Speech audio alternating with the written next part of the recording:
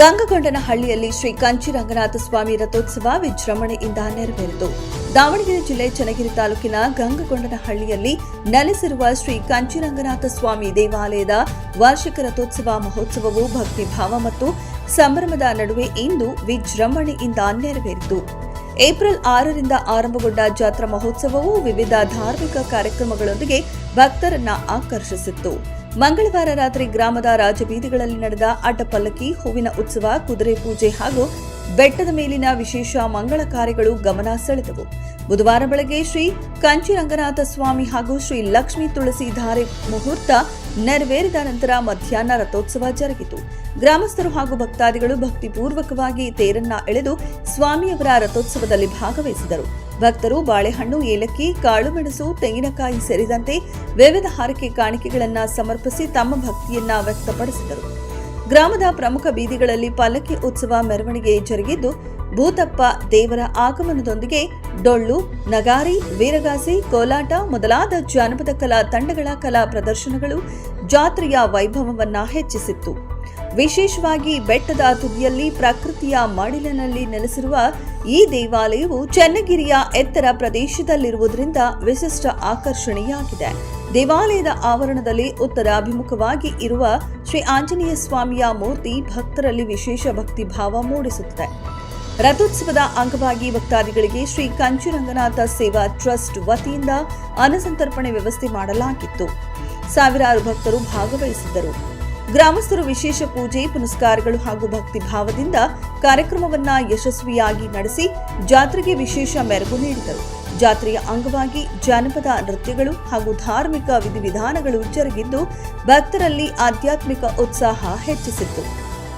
ಒಟ್ಟಾರೆ ಗಂಗಗೊಂಡನಹಳ್ಳಿಯ ಶ್ರೀ ಕಂಚಿರಂಗನಾಥ ಸ್ವಾಮಿ ರಥೋತ್ಸವವು ವಿಭಿನ್ನತೆ ಮತ್ತು ಭಕ್ತಿಯ ಸೊಬಗಿನಿಂದ ರಾಜ್ಯದ ಗಮನ ಸೆಳೆದಿದೆ.